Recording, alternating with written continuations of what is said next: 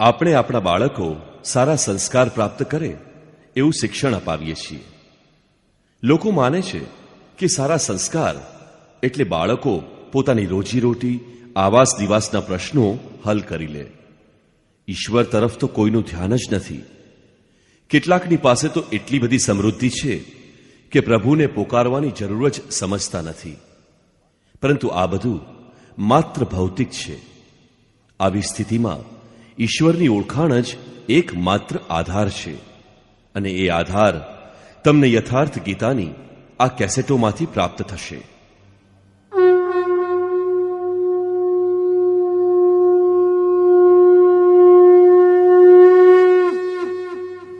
ઓમ શ્રી પરમાત્મને નમઃ. યથાર્થ ગીતા, શ્રીમદ ભગવદ્ ગીતા, અધ્યાય 10. આગલા અધ્યાયમાં યોગેશ્વર શ્રી કૃષ્ણએ ગુપ્ત રાજવિદ્યાનું નિરૂપણ કર્યું, જે ખરેખર કલ્યાણકારી છે. 10મા અધ્યાયમાં એમનું કહેવું છે કે મહાબાહુ અર્જુન, મારા પરમ રહસ્યયુક્ત વચનને ધ્યાનથી સાંભળ. અહીં એને ફરીવાર કહેવાની શી જરૂર છે?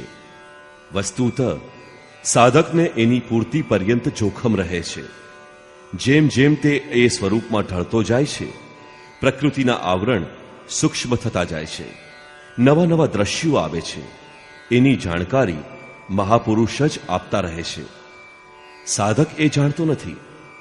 જો મહાપુરુષ માર્ગદર્શન આપવાનું બંધ કરી દે તો સાધક સ્વરૂપની ઉપલબ્ધિથી વંચિત રહી જશે. જ્યાં સુધી તે એ સ્વરૂપથી દૂર છે ત્યાં સુધી એ નક્કી છે કે પ્રકૃતિનું કોઈ ને કોઈ આવરણ આવતું રહે, લપસવાની, લથડવાની પણ સંભાવના રહે છે. અર્જુન શરણાગત શિષ્ય છે. એણે કહ્યું હતું કે શિષ્યસ્તેહમ શાધિમામ ત્વામ પ્રપન્નમ.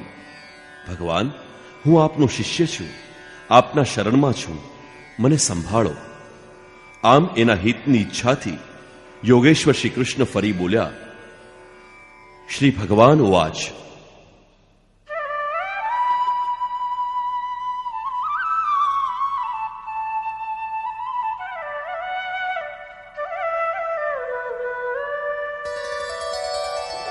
ભૂય એવ મહાબાહો શૃણુ મે પરમં વચઃ યત્તેહં પ્રિયમાણાય વક્ષ્યામિ હિતકામ્યયા.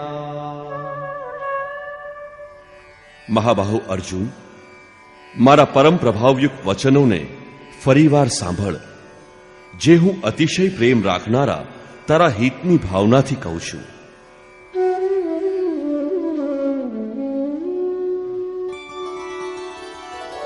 ન મે વિદુઃ સુરગણાઃ પ્રભવં ન મહર્ષયઃ અહમાદિર્હિ દેવાનાં મહર્ષીણાં ચ સર્વશઃ.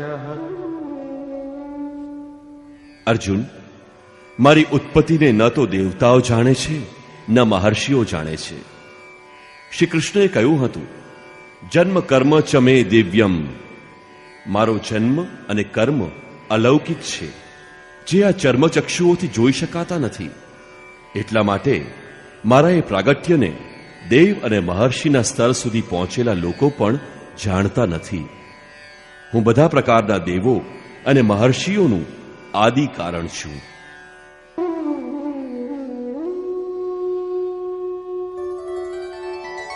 યો મામજમનાદિં ચ વેત્તિ લોકમહેશ્વરં અસમ્મૂઢઃ સમર્ત્યેષુ સર્વપાપૈઃ પ્રમુચ્યતે. જે મને જન્મ મૃત્યુથી રહિત, આદિ અંતથી રહિત બધા જ લોકના મહાન ઈશ્વરને સાક્ષાત્કાર સહિત જાણી લે છે, એ પુરુષ મર્ત્ય મનુષ્યોમાં જ્ઞાની છે. આથી અજ, અનાદિ અને સર્વ લોક મહેશ્વરને સારી રીતે જાણવા એ જ જ્ઞાન છે. અને એવું જાણનારો સંપૂર્ણ પાપમાંથી મુક્ત થઈ જાય છે. તેને પુનર્જન્મ ધારણ કરવો પડતો નથી. શ્રી કૃષ્ણ કહે છે કે આ પ્રાપ્તિ પણ મારી જ દેન છે. બુદ્ધિર્જ્ઞાનમસમ્મોહઃ ક્ષમા સત્યમ દમઃ શમઃ સુખમ દુઃખમ ભવો ભાવો ભયં ચાભયમેવ ચ. અર્જુન, નિશ્ચયાત્મક બુદ્ધિ, સાક્ષાત્કાર સહિત જાણકારી, લક્ષ્યમાં વિવેકપૂર્વક પ્રવૃત્તિ, ક્ષમા, શાશ્વત સત્ય, ઇન્દ્રિયોનું દમન, મનનું શમન, અંતઃકરણની પ્રસન્નતા, ચિંતન માર્ગના કષ્ટો, પરમાત્માની જાગૃતિ સ્વરૂપની પ્રાપ્તિમાં સર્વસ્વનો વિલય, ઇષ્ટ પ્રત્યે આધિપત્યાત્મક ભય અને પ્રકૃતિથી નિર્ભયતા તથા અહિંસા સમતા તુષ્ટિ તપોદાનમ યશો યશઃ ભવન્તિ ભાવા ભૂતાનાં મત્ત એવ પૃથગ્વિધાઃ. અહિંસા અર્થાત પોતાના આત્માને અધોગતિમાં ન પહોંચાડવાનું આચરણ, સમતા જેમાં વિષમતા ન હોય, સંતોષ મન સહિત ઇન્દ્રિયોને લક્ષ્યને અનુરૂપ તપાવવી, દાન એટલે કે સર્વસ્વનું સમર્પણ, ભગવત પથમાં માન અપમાનની સહનશીલતા. આ રીતે પ્રાણી માત્રના ઉપરયુક્ત ભાવ મારા થકી જ થાય છે. આ બધા જ ભાવ દૈવી ચિંતન પદ્ધતિના લક્ષણ છે. એનો અભાવ જ આસુરી સંપત્તિ છે.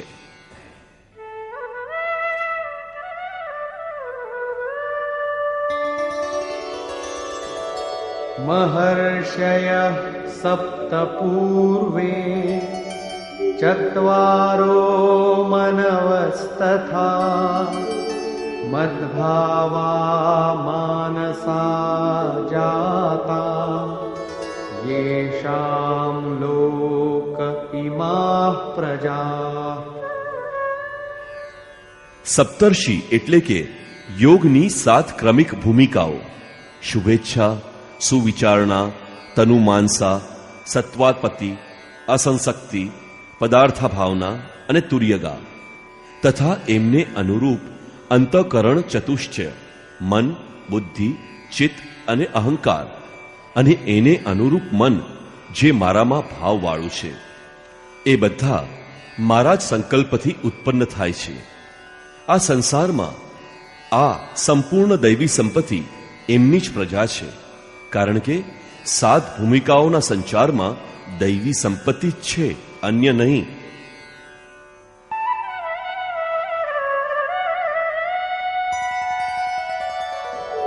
એતામ વિભૂતિમ યોગમ ચ મમ યો વેત્તિ તત્વતઃ સો વિકમ્પેન યોગેન યુજ્યતે નાત્ર સંશયઃ.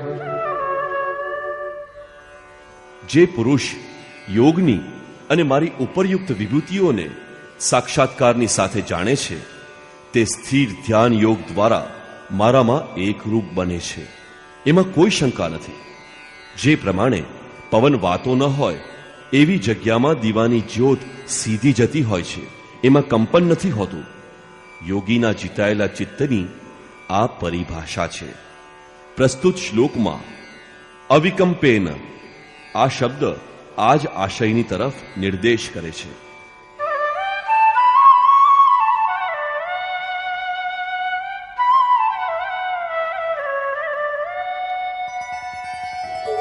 અહં સર્વસ્ય પ્રભવો મત્તઃ સર્વં પ્રવર્તતે ઇતિ મત્વા ભજન્તે માં બુધ बुद्धा भाव समन्विता। સંપૂર્ણ જગતની ઉત્પત્તિનું કારણ હું છું. મારા થકી જ સંપૂર્ણ જગત કાર્યરત થાય છે એમ માનીને શ્રદ્ધા અને ભક્તિથી યુક્ત વિવેકી જન મારું સતત ભજન કરે છે. આનું તાત્પર્ય એ છે કે યોગી દ્વારા મારા અનુરૂપ જે પ્રવૃત્તિ થાય છે તે હું જ કરું છું. એ મારો જ પ્રસાદ છે.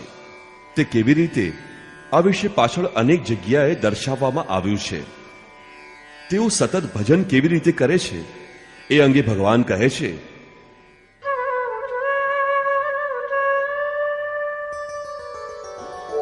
મચ્ચિત્તા મદગત પ્રાણા બોધયંતઃ પરસ્પરમ કથયંતશ્ચ માં નિત્યમ તુષ્યન્તિ ચ રમન્તિ ચ. બીજા કશામાં મન ન પરોવતા નિરંતર મારામાં જ ચિત્ત લગાડનારા, મારામાં જ પ્રાણ લગાડનારા હંમેશા મારી પ્રક્રિયાનો બોધ કરે છે. મારા ગુણગાન ગાતા ગાતા સંતોષ પ્રાપ્ત કરે છે તથા નિરંતર મારામાં જ મગ્ન રહે છે.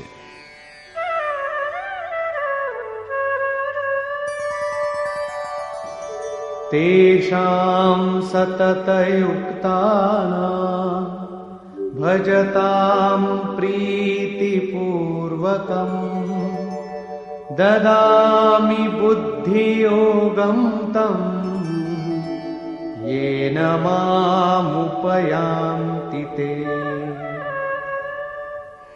સતત મારા ધ્યાનમાં લાગેલા તથા પ્રેમપૂર્વક મને ભજનારા એ ભક્તોને હું એ બુદ્ધિયોગ અર્થાત યોગમાં પ્રવેશવાની બુદ્ધિ આપું છું.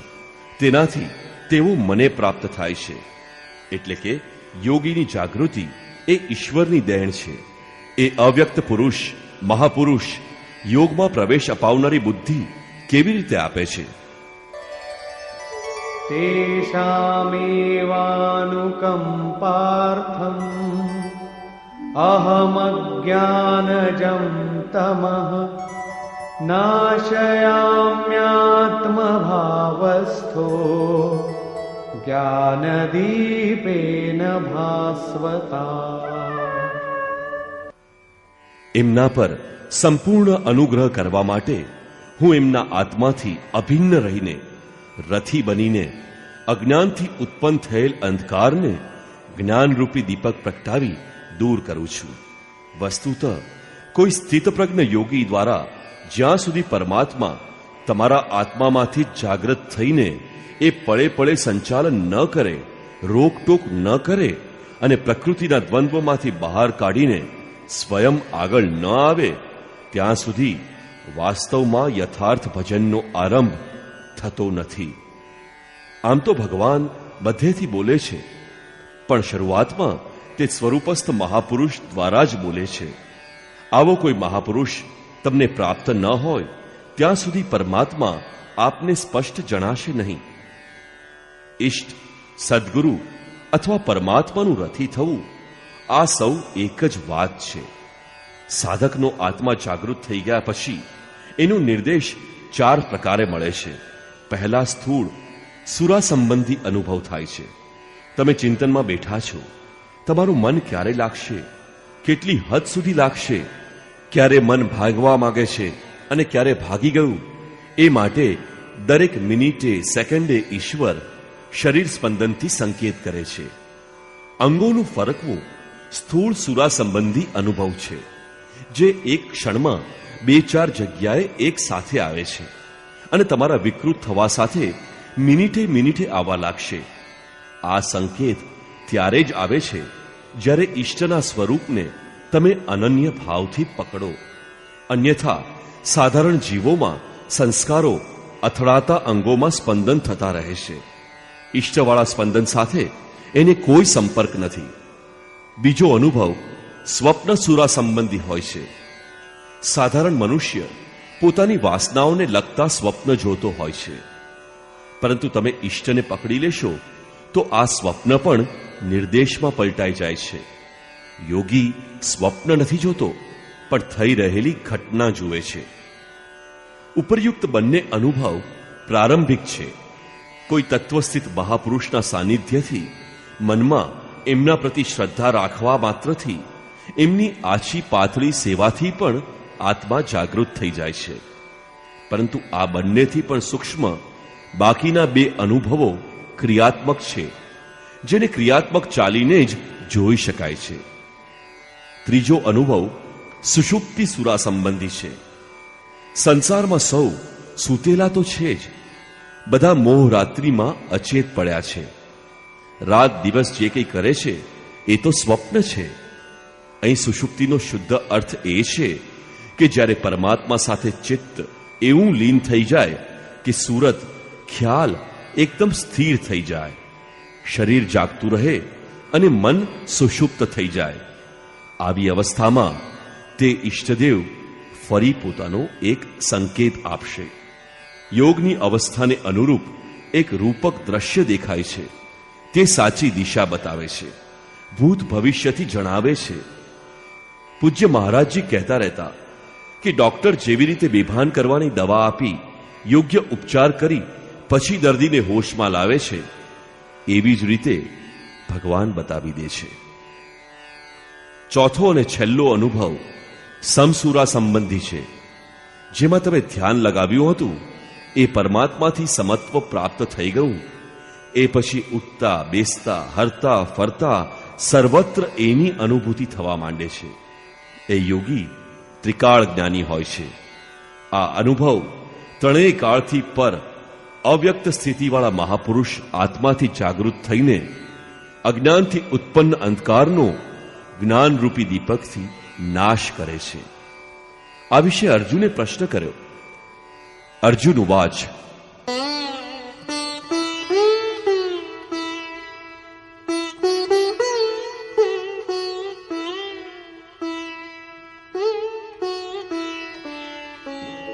પરમ બ્રહ્મ પરમ ધામ પવિત્રમ પરમં ભવાન પુરુષમ શાશ્વતમ દિવ્યમ આદિદેવમજં વિભુમ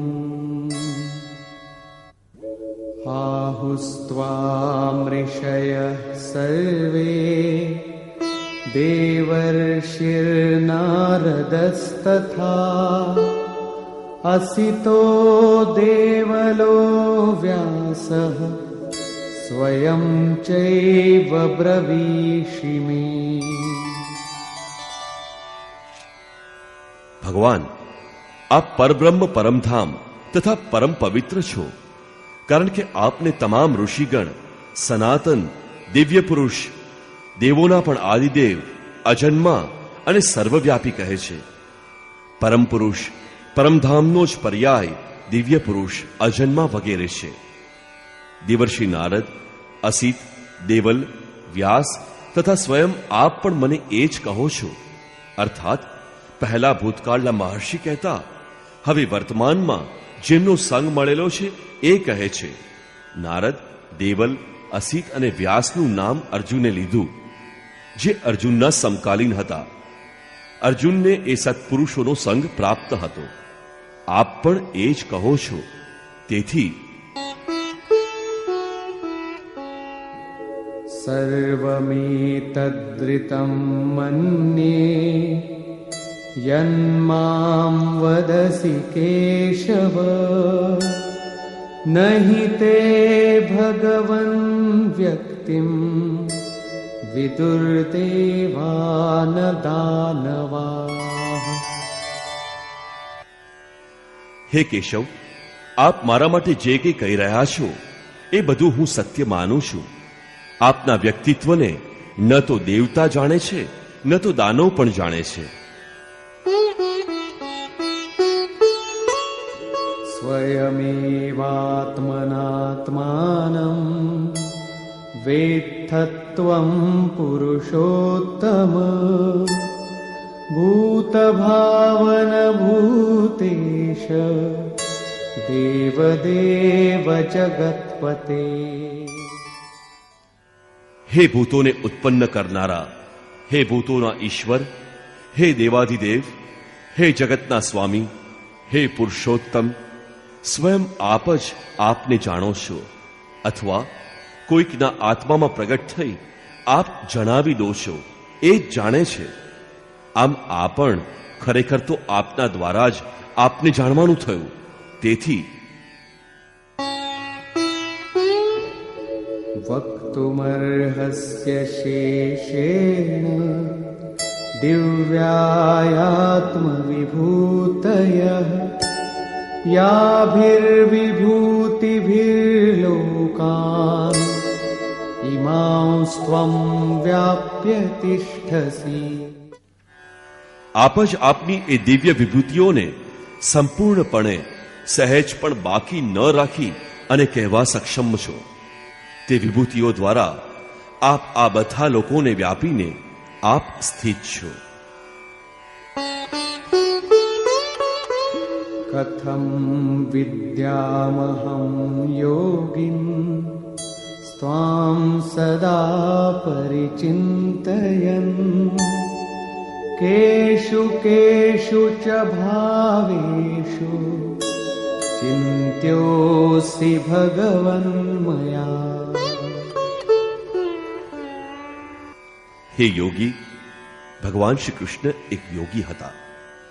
હે યોગી, નિરંતર સ્મરણ કરતા હું આપને કેવી રીતે જાણું? અને હે ભગવાન, હું કયા કયા ભાવ દ્વારા આપનું સ્મરણ કરું? વિસ્તરેણાત્મનો યોગમ વિભૂતિં ચ જનાર્દન ભૂયઃ કથય તૃપ્તિર્હિ શૃણ્વતો નાસ્તિ મે મૃતમ. હે જનાર્દન, આપની યોગ શક્તિને અને યોગની વિભૂતિને ફરીવાર વિસ્તારપૂર્વક જણાવો. સંક્ષેપમાં તો આ અધ્યાયના આરંભમાં કહ્યું જ છે, ફરીવાર કહો, કારણ કે અમૃત તત્વનું દર્શન કરાવનારા આપના વચનો સાંભળતા હું ધરાતો જ નથી. રામચરિત માનસમાં ગોસ્વામી તુલસીદાસે કહ્યું છે, રામચરિત જે સુનત અધાઈ રસ વિશેષ જાનાતિ નહ નાહી. જ્યાં સુધી પરમ તત્વમાં પ્રવેશ નથી મળી જતો ત્યાં સુધી એને અમૃત તત્વને જાણવાની પીપાસા રહે છે. પ્રવેશ પહેલા રસ્તામાં જ બહુ જાણી લીધું એવું વિચારીને કોઈ બેસી પડે તો એને કશું જ નથી જાણ્યું. સ્પષ્ટ છે કે એના માર્ગમાં અવરોધ આવે તેમ છે. એટલા માટે સાધકે પ્રાપ્તિ પર્યંત ઇષ્ટના માર્ગદર્શનને પકડી રાખવું જોઈએ અને એને આચરણમાં મૂકવું જોઈએ. અર્જુનની ઉક્ત જિજ્ઞાસા અંગે યોગેશ્વર શ્રી કૃષ્ણએ કહ્યું, શ્રી ભગવાન ઉવાચ,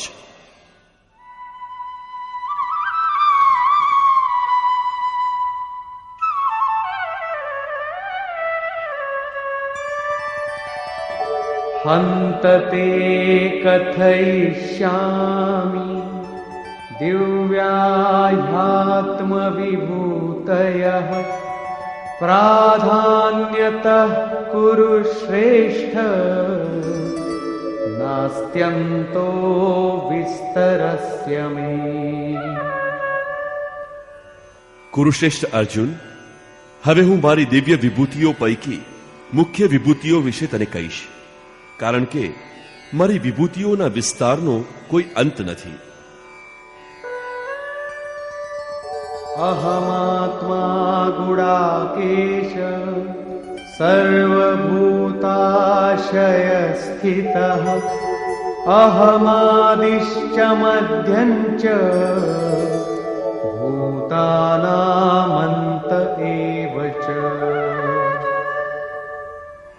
અર્જુન, હું બધા જ પ્રાણીઓના હૃદયમાં સ્થિત સૌનો આત્મા છું તથા તમામ પ્રાણીઓનો આદિ, મધ્ય અને અંત પણ હું જ છું. અર્થાત જન્મ, મૃત્યુ અને જીવન પણ હું જ છું. આદિત્યાનામહં વિષ્ણુઃ જ્યોતિષાં રવિરંશુમાન मरीचिर्मरुतामस्मि नक्षत्राणामहं शशि। હું અદિતિના 12 પુત્રોમાં વિષ્ણુ અને જ્યોતિઓમાં પ્રકાશમાન સૂર્ય છું. વાયુના ભેદોમાં હું મરીચી નામનો વાયુ અને નક્ષત્રોમાં ચંદ્રમા છું.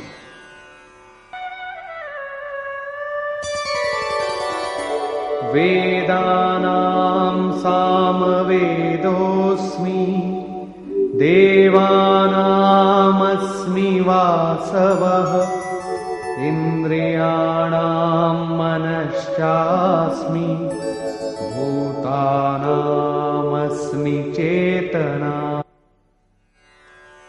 વેદોમાં સામવેદ અર્થાત પૂર્ણ સમત્વ અપાવનાર ગીત છું. દેવોમાં એમનો અધિપતિ ઇન્દ્ર છું અને ઇન્દ્રિયોમાં હું મન છું, કારણ કે મનના નિગ્રહ દ્વારા જ મને જાણી શકાય છે, તથા પ્રાણીઓમાં એમની ચેતના હું જ છું. रुद्राणां शङ्करश्चास्मि वित्तेशो यक्षरक्षसाम् वसूनां पावकश्चास्मि मेरुः शिखरिणामहम्। 11 રુદ્રોમાં હું શંકર છું. શંખ વત્તા અર સ શંકર એટલે કે શંકાઓની ઉપરામ અવસ્થામાં હું છું. યક્ષ તથા રાક્ષસોમાં ધનનો સ્વામી કુબેર હું છું. 8 વસુમાં હું અગ્નિ અને શિખરો વાળાઓમાં સુમેરુ અર્થાત શુભોનો મેળ હું છું.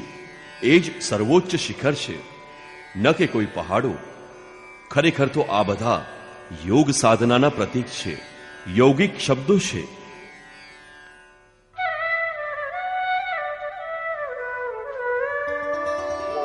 पुरोधसांच मुख्यं मा विद्धि पार्थ बृहस्पतिं सेनानीनामहं स्कन्दः सरसामस्मि सागरः। જેમનાથી દૈવી સંપત્તિનો સંચાર થાય છે એવા નગરની રક્ષા કરનારા પુરોહિતોમાં બૃહસ્પતિ મને જ સમજ. અને હે પાર્થ, સેનાપતિઓમાં હું સ્વામી કાર્તિકેય છું. કર્મનો ત્યાગ જ કાર્તિક છે, જેનાથી ચરાચરનો સંહાર, પ્રલય અને ઇષ્ટની પ્રાપ્તિ થાય છે. જળાશયોમાં સમુદ્ર હું છું. महर्षीणां भृगुरहं गिरामस्म्येकमक्षरं यज्ञानां जपयज्ञोऽस्मि स्थावराणां हिमालयः। મહર્ષિઓમાં હું ભૃગુ છું અને વાણીમાં એક અક્ષર ઓમકાર છું, જે બ્રહ્મનો દ્યોતક છે. બધા પ્રકારના યજ્ઞોમાં હું જપ યજ્ઞ છું. યજ્ઞ પરમમાં પ્રવેશ અપાવનાર આરાધનાની વિધિ વિશેષનું ચિત્રણ છે. એનો સારાંશ છે સ્વરૂપનું સ્મરણ અને નામનો જપ. બંને વાણીથી પર થઈ ગયા પછી નામ જ્યારે યજ્ઞની શ્રેણીમાં આવે છે, ત્યાં વાણીથી તેનો જપ થઈ શકતો નથી. ન તો તે સ્મરણથી કે ન કંઠથી જપી શકાય, બલકે તે શ્વાસમાં જાગૃત થઈ જાય છે. માત્ર સુરતને શ્વાસની પાસે લગાડવાથી મનથી અવિરત ચાલવું ભારે પડે છે. યજ્ઞની શ્રેણીવાળા નામનો ચઢાવ ઉતાર શ્વાસ ઉપર નિર્ભર છે. એક ક્રિયાત્મક છે. સ્થિર રહેનારાઓ સ્થાવરોમાં હું હિમાલય છું. શીતળ, સમ અને અચલ એકમાત્ર પરમાત્મા છે. જ્યારે પ્રલય થયો ત્યારે મનુ એ જ શિખરમાં બંધાઈ ગયો. અચલ, સમ અને શાંત બ્રહ્મનો પ્રલય નથી થતો. એ બ્રહ્મની પકડ હું છું.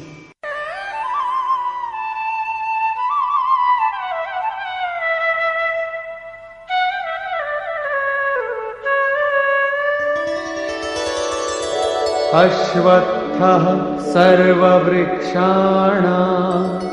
देवर्षीणां च नारदः गन्धर्वाणां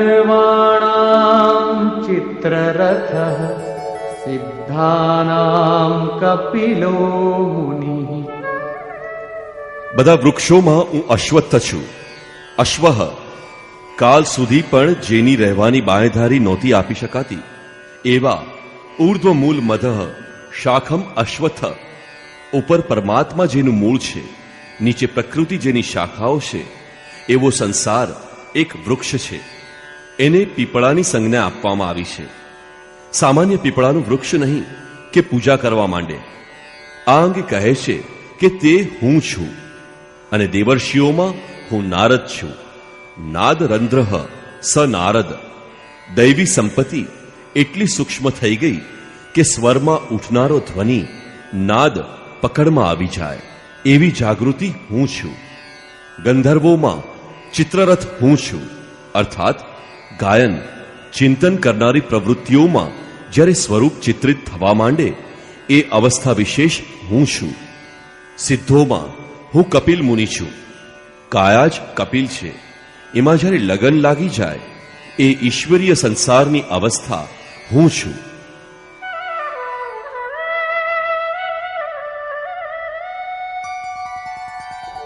उच्चैः श्रवसमश्वानां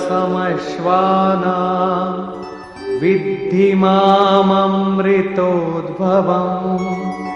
ऐरावतं गजेन्द्राणां नराणां च नराधिपम्. ઘોડાઓમાં અમૃતમાંથી ઉત્પન્ન થયેલો ઉચ્ચૈઃ શ્રવા નામનો ઘોડો હું છું. દુનિયામાં બધી વસ્તુ નાશવંત છે. આત્મા જ અજર અમર અમૃત સ્વરૂપ છે. આ અમૃત સ્વરૂપથી જેનો સંચાર છે એ ઘોડો હું છું. ઘોડો ગતિનું પ્રતીક છે. આત્મતત્વને ગ્રહણ કરવામાં મન જ્યારે ઉર્ધ્વ ગતિ પકડે છે, અશ્વ જેવી, એવી ગતિ હું છું.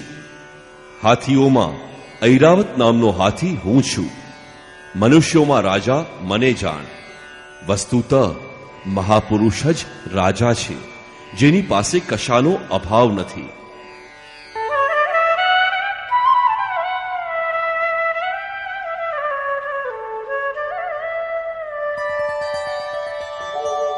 आयुधानामहं वज्रं धेनूनामस्मि कामधुक् प्रजनश्चास्मि कन्दर्पः सर्पाणामस्मि वासुकिः. શસ્ત્રોમાં વજ્ર હું છું. ગાયોમાં કામધેનુ છું. કામધેનુ કોઈ એવી ગાય નથી જે દૂધની જગ્યાએ મનપસંદ વાનગી પીરસતી હોય. ઋષિઓમાં વશિષ્ઠની પાસે કામધેનુ હતી. વસ્તુત ગો ઇન્દ્રિયોને કહેવામાં આવે છે. ઇન્દ્રિયો પરનું નિયંત્રણ ઈષ્ટને વશ રાખનારમાં જાણી શકાય છે. જેની ઇન્દ્રિયો ઈશ્વરને અનુરૂપ સ્થિર થઈ જાય છે એના માટે એની ઇન્દ્રિયો કામધેનુ બની જાય છે. પછી તો જેમ રામચરિત માનસમાં કહ્યું છે, જો ઈચ્છા કરી હવ મન માહી હરિ પ્રસાદ કછુ દુર્લભ નાહી. એના માટે કશું જ દુર્લભ નથી રહેતું. પ્રજનન કરનારાઓમાં નવીન પરિસ્થિતિઓને પ્રગટ કરનારો હું છું. પ્રજનન જેમાં એક તો પુત્ર બહાર પેદા કરવામાં આવે છે. જગતમાં રાત દિવસ પેદા થાય જ છે. ઉંદર કીડીઓ રાત દિવસ કરે છે એવું નહીં, પરંતુ એક સ્થિતિમાંથી બીજી સ્થિતિ પેદા થવી એની વાત છે. આ રીતે વૃત્તિઓનું પરિવર્તન થાય છે. એ પરિવર્તિત સ્વરૂપ હું છું. સાપોમાં વાસુકી હું છું.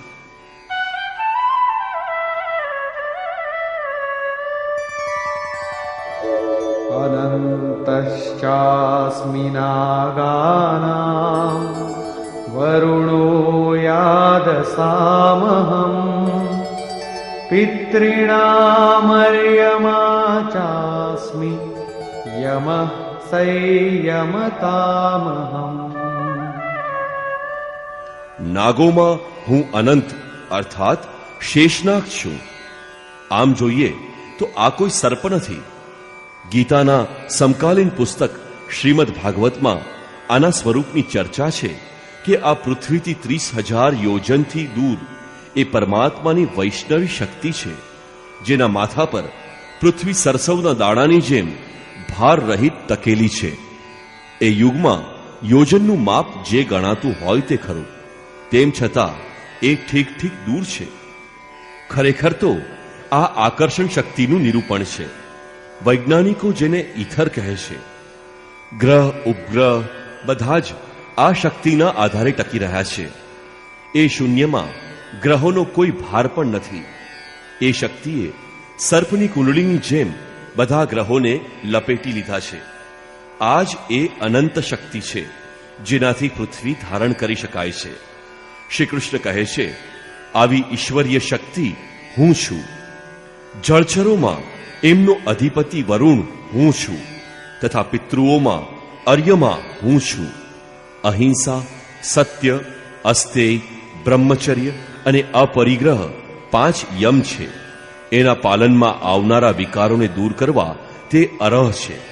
વિકારોના શમનથી પિતૃ અર્થાત ભૂત સંસ્કાર તૃપ્ત થાય છે, નિવૃત્તિ પ્રદાન કરે છે. શાસન કરનારાઓમાં હું યમરાજ છું, અર્થાત ઉપરયુક્ત યમોનો નિયામક છું.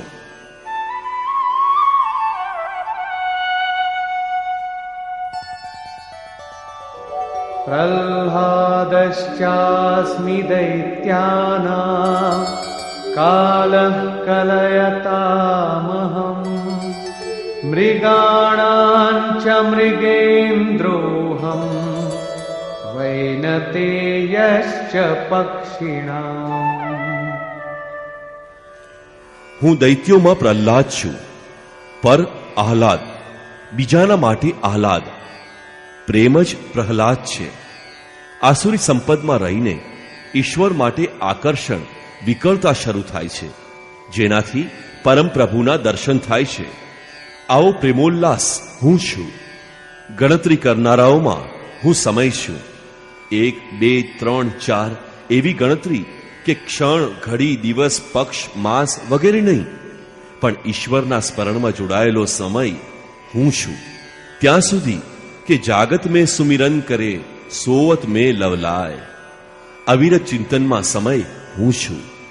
પશુઓમાં મૃગરાજ, યોગી પણ મૃગ વત્તા ગ અર્થાત યોગરૂપી જંગલમાં રહેનારો છે.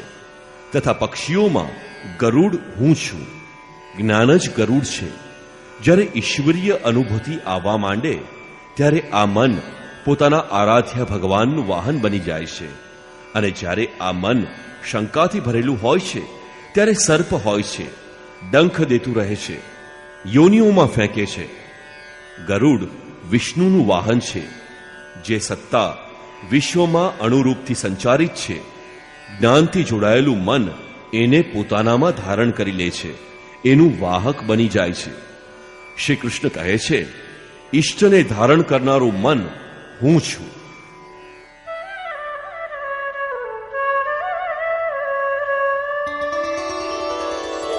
पवनः पवतामस्मि रामः शस्त्रभृतामहम् झषाणां मकरश्चास्मि स्रोतसामस्मि जाह्नवी. પવિત્ર કરનારાઓમાં હું વાયુ છું. શસ્ત્ર ધારકોમાં હું રામ છું. રમંતી યોગિનઃ યસ્મિન સ રામઃ. યોગી કોનામાં રમણ કરે છે? અનુભવમાં.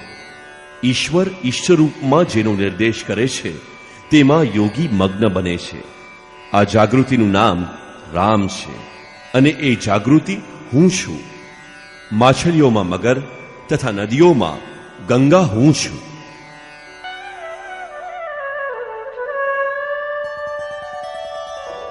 सर्गाणामादिरन्तश्च मध्यं चैवाहमर्जुन अध्यात्मविद्या विद्यानां वादः प्रवदतामहम्.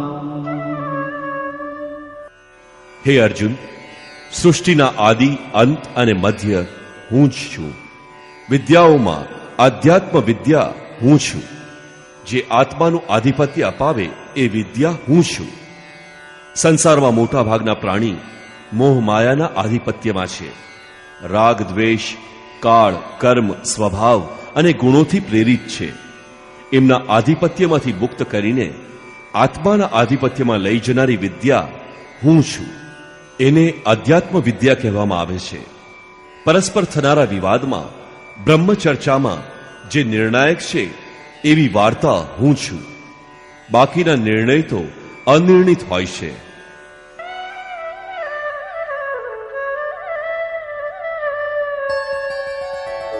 અક્ષરાણામકારોસ્મિ દ્વંદ્વ સામાસિકસ્ય ચ અહમેવાક્ષયઃ કાલો ધાતાહં વિશ્વતો મુખઃ. હું અક્ષરોમાં અકાર, ઓમકાર તથા સમાસોમાં દ્વંદ્વ નામનો સમાસ છું. અક્ષય કાળ હું છું. કાળ સદૈવ પરિવર્તનશીલ છે, પરંતુ તે સમય જે અક્ષય, અજર, અમર પરમાત્મામાં પ્રવેશ અપાવે છે એ અવસ્થા હું છું. વિરાટ સ્વરૂપ અર્થાત સર્વત્ર વ્યાપ્ત, બધાનું ધારણ પોષણ કરનારો પણ હું જ છું.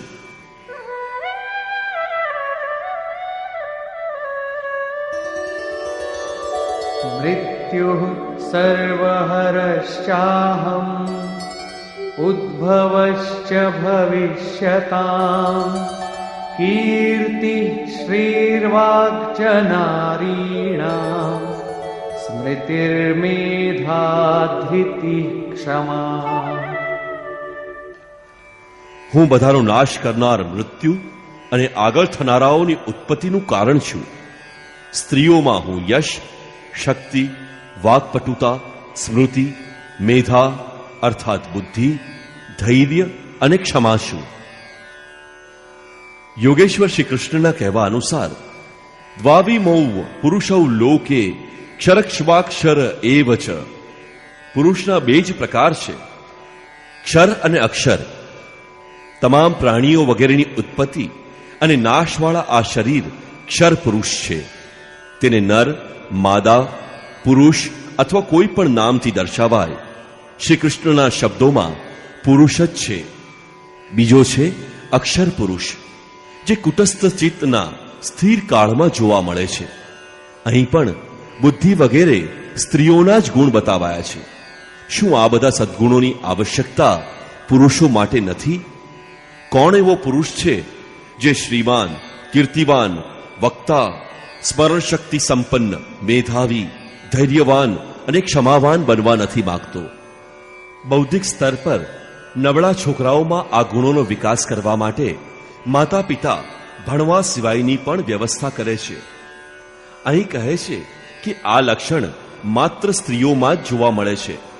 આથી તમે વિચારી જુઓ કે સ્ત્રી કોણ છે. વસ્તુતઃ તમારા હૃદયની પ્રવૃત્તિ જ નારી છે. એનામાં આ ગુણોનો સંચાર થવો જોઈએ. આ ગુણોને અપનાવવા એ સ્ત્રીઓ અને પુરુષો તમામ માટે ઉપયોગી છે.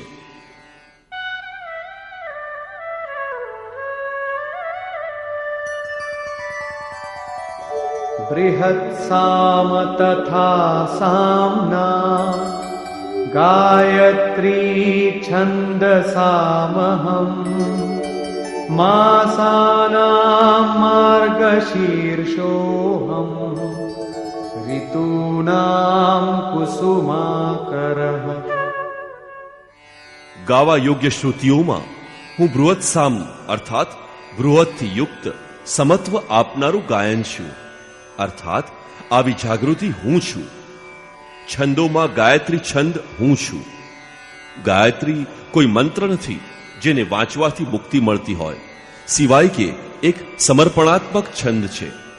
3 વાર વિચલિત થયા બાદ ઋષિ વિશ્વામિત્રએ પોતાને ઇષ્ટ પ્રતિ સમર્પિત કરતા કહ્યું, ઓમ ભૂર્ભુવસ્વઃ તત્સવિતુર્વરેણ્યમ ભર્ગો દેવસ્ય ધીમહિ ધિયો યોનઃ પ્રચોદયાત, અર્થાત ભુહ, ભુવઃ અને સ્વઃ ત્રણેય લોકમાં તત્વરૂપથી ફેલાયેલા હે દેવ, આપ જ વરેણ્ય છો. અમને એવી બુદ્ધિ આપો કે અમે એવો નિશ્ચય કરીએ કે અમને લક્ષ્યની પ્રાપ્તિ થાય. આ એકમાત્ર પ્રાર્થના છે. સાધક પોતાની બુદ્ધિથી યથાર્થ નિર્ણય નથી લઈ શકતો કે ક્યાં સાચો છું અને ક્યાં ખોટો. એની આ સમર્પિત પ્રાર્થના હું છું, જેમાં ચોક્કસ કલ્યાણ છે, કારણ કે તે મારો આશ્રિત બન્યો છે. મહિનાઓમાં હે અર્જુન, શીર્ષસ્થ માર્ગ, ટોચનો માર્ગ હું છું, અને સદાય હરિયાળી હોય એવી ઋતુ, હૃદયની એવી અવસ્થા પણ હું છું.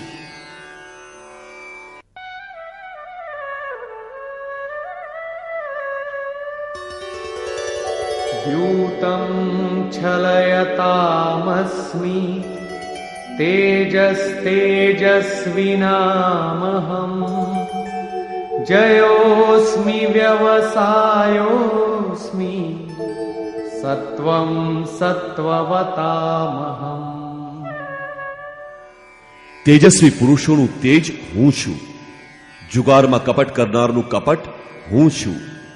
ત્યારે તો સારું છે, જુગાર રમીએ, એમાં કળ બળ છળ કરીએ, ત્યાં ભગવાન છે. નહીં, આવું કંઈ નથી. આ પ્રકૃતિ જ એક જુગાર છે, એ જ છેતરપિંડી છે. આ પ્રકૃતિના દ્વંદ્વમાંથી નીકળવા માટે દેખાડો છોડીને છુપાઈને ગુપ્ત રીતે ભજન કરવું પણ કપટ છે. આમ તો તે છલ નથી, પરંતુ બચાવ માટે આવશ્યક છે. જળ ભરતની જેમ ઉન્મત્ત, આંધળા બહેરા અને બોબડાની જેમ હૃદયથી જાણવા છતાં પણ બહારથી એવા રહે, જાણવા છતાં અજાણ હોય, સાંભળવા છતાં ન સાંભળે, જોવા છતાં પણ ન જુએ, છુપાઈને જ ભજવાનું વિધાન છે. ત્યારે સાધક પ્રકૃતિ પુરુષના જુગારમાંથી પાર ઉતરે છે. જીતનારાઓનો વિજય પણ હું જ છું, અને વ્યવસાયીઓનો નિશ્ચય, જે અંગે ભગવાન બીજા અધ્યાયના 41મા શ્લોકમાં કહી ગયા છે. આ યોગમાં નિશ્ચયાત્મક ક્રિયા એક છે, બુદ્ધિ એક જ છે, દિશા એક જ છે, એવી ક્રિયાત્મક બુદ્ધિ હું છું. સાત્વિક પુરુષોનું તેજ અને ઓજસ હું છું.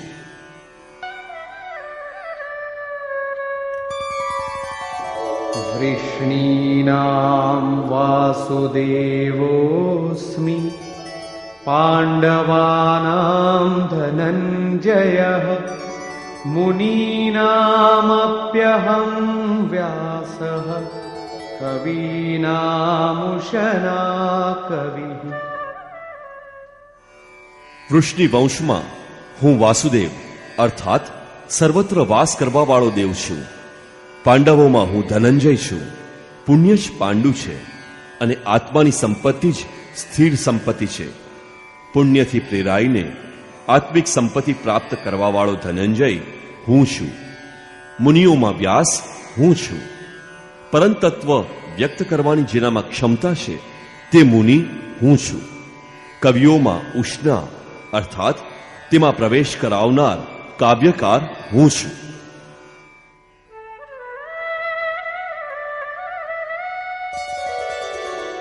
દંડો દમયતામસ્મિ નીતિરસ્મિ જિગીષતામ મૌનમ ચૈવાસ્મિ ગુહ્યાનામ જ્ઞાનમ જ્ઞાનવતામહં. દમન કરનારાઓમાં દમનની શક્તિ હું છું. જીતની ઈચ્છા કરનારમાં નીતિ હું છું. ગુપ્ત રાખવા પાત્ર ભાવોમાં મૌન હું છું, અને જ્ઞાનીઓમાં સાક્ષાત્કાર કરાવવાની જાણકારી પૂર્ણ જ્ઞાન હું છું.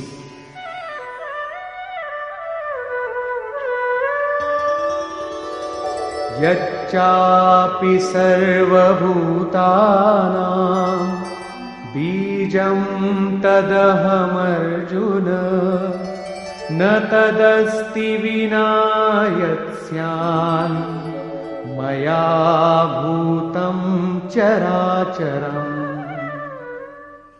હે અર્જુન, તમામ પ્રાણીઓની ઉત્પત્તિનું કારણ હું છું, કારણ કે મારાથી રહિત હોય એવું ચર કે અચર કોઈ પણ પ્રાણી નથી.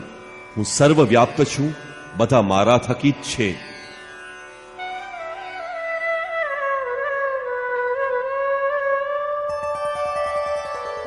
नान्तोऽस्ति मम दिव्यानां विभूतीनां परन्तप एष तूद्देशतः प्रोक्तो विभूतेर्विस्तरो मया.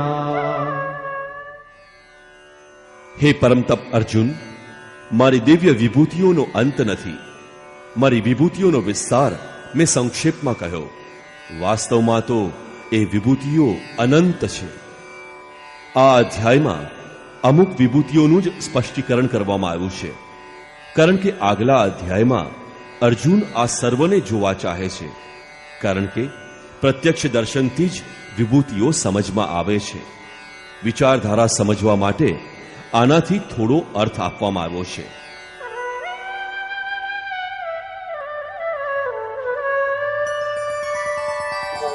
यद्यद् विभूतिमत्सत्त्वं श्रीमदूर्जितमेव वा तत्तदेवावगच्छत्वं मम तेजोंश संभवम्. જે જે ઐશ્વર્યયુક્ત, કાંતિયુક્ત અને શક્તિયુક્ત વસ્તુઓ છે તે વસ્તુને તું મારા તેજના એક અંશ માત્રથી ઉત્પન્ન થયેલી જાણ. अथवा बहुनैतेन किं ज्ञातेन तवार्जुन विष्टभ्याहमिदं कृत्स्नम् एकांशेन स्थितो जगत्. અથવા હે અર્જુન, બહુ જાણવાનું પ્રયોજન શું છે? હું એક અંશ માત્રથી આ સંપૂર્ણ જગતને ધારણ કરી રહ્યો છું.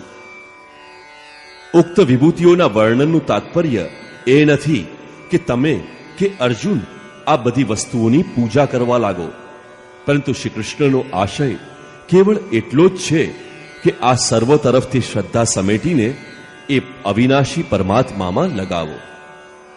આટલું કરવાથી જ એનું કર્તવ્ય પૂર્ણ થઈ જાય છે.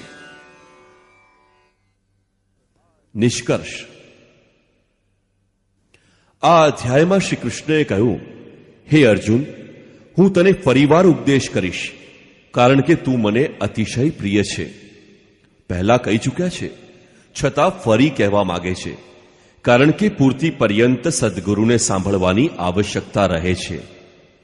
મારી ઉત્પત્તિને દેવતાઓ કે મહર્ષિગણ જાણતા નથી, કારણ કે હું તેઓના પણ આદિકારણ રૂપ છું. કારણ કે અવ્યક્ત સ્થિતિ પછીની સાર્વભૌમ અવસ્થાને એ જાણે છે જે જ્ઞાની થઈ ચૂક્યા છે. જે મને અજન્મા, અનાદિ અને સર્વલોકોના મહાન ઈશ્વરના સાક્ષાત્કાર સહિત જાણે છે, એ જ જ્ઞાની છે. બુદ્ધિ, જ્ઞાન, અસમ્મૂઢતા, ઇન્દ્રિયોનું દમન, મનનું શમન, સંતોષ, તપ, દાન અને કીર્તિનો ભાવ અર્થાત દૈવી સંપત્તિના ઉક્ત લક્ષણો મારી દેણ છે.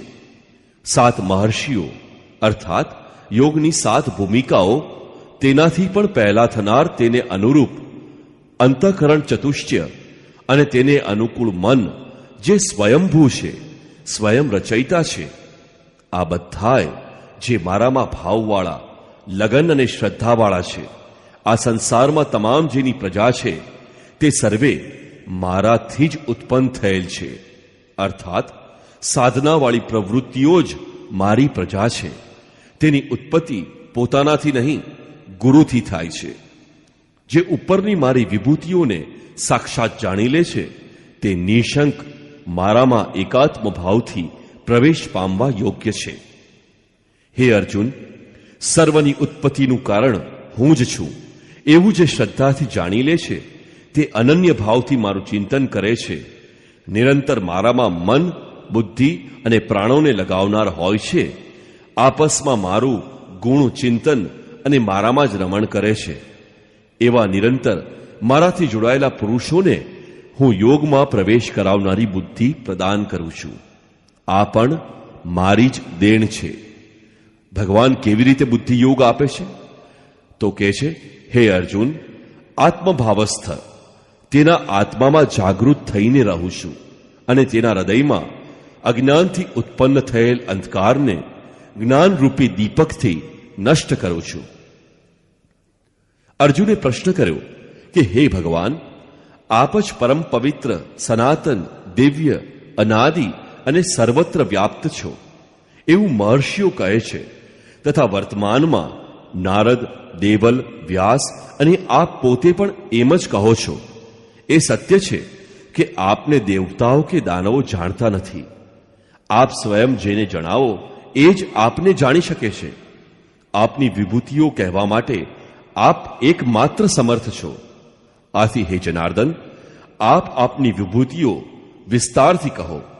પૂર્તિ પર્યંત ઈષ્ટ દ્વારા જ સાંભળવાની ઉત્કંઠા રહેવી જોઈએ. આગળ ઈષ્ટના અંતરાલમાં શું છે તેને સાધક શું જાણે?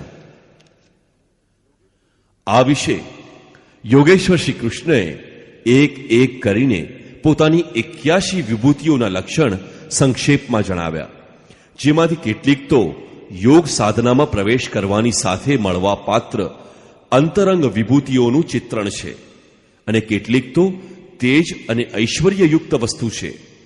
તે સર્વ મારા તેજના અંશ માત્રમાં સ્થિત છે. વાસ્તવમાં મારી વિભૂતિઓ અપાર છે. આમ કહીને યોગેશ્વરે આ અધ્યાય પૂરો કર્યો. આ અધ્યાયમાં શ્રી કૃષ્ણએ પોતાની વિભૂતિઓ અંગેની માત્ર બૌદ્ધિક જાણકારી જ આપી છે, જેથી અર્જુનની શ્રદ્ધા બધી બાજુથી સમેટાઈ જઈને એક ઈષ્ટમાં જ લાગી જાય. પરંતુ બંધુઓ, બધું જ સાંભળી લઈને અને વાળની ખાલ કાઢીને સમજી લીધા પછી પણ તેને જાણવાનું બાકી રહે છે. આ ક્રિયાત્મક પદ છે. આખા અધ્યાયમાં યોગેશ્વરની વિભૂતિઓનું જ વર્ણન છે. આથી